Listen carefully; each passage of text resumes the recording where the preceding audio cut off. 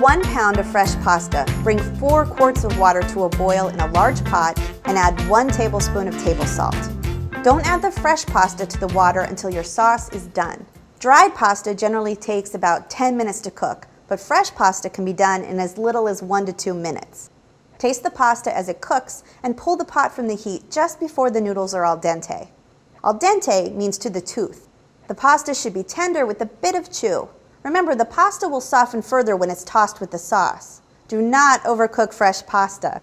It quickly turns mushy and loses its appeal, which is upsetting after you spend all that time making it. Starchy pasta water is the secret weapon in many of our pasta recipes. Before you drain the pasta, use a heat-proof measuring cup or a ladle to scoop out some of the cooking water. This starchy water helps spread and loosen the sauce, especially in cream-based sauces. The extra starches in the water can also help the sauce cling to the pasta. For stuffed pasta, like ravioli or tortellini, let the pasta sit uncovered at room temperature for about 30 minutes until the pieces are dry and slightly stiff. Then wrap the pasta with plastic. You can refrigerate the pasta for up to 4 hours before you cook them. To freeze stuffed pasta, chill the pieces on a sheet pan in the freezer until they're firm.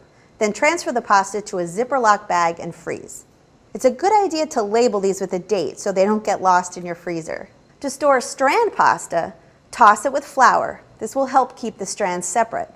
Put batches of the noodles in Ziploc bags. Fresh pasta can be stored in the freezer for up to 1 month.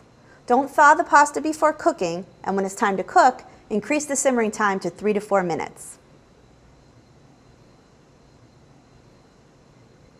We've tested this with fresh noodles.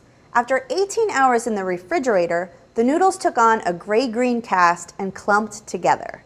This discoloration is caused by the oxidation of the iron in the dough's egg yolks.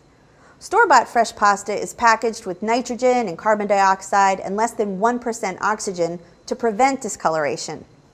The discoloration doesn't really affect the flavor, but for us, the clumping is a deal breaker. Freezing for up to 4 weeks, however, worked perfectly.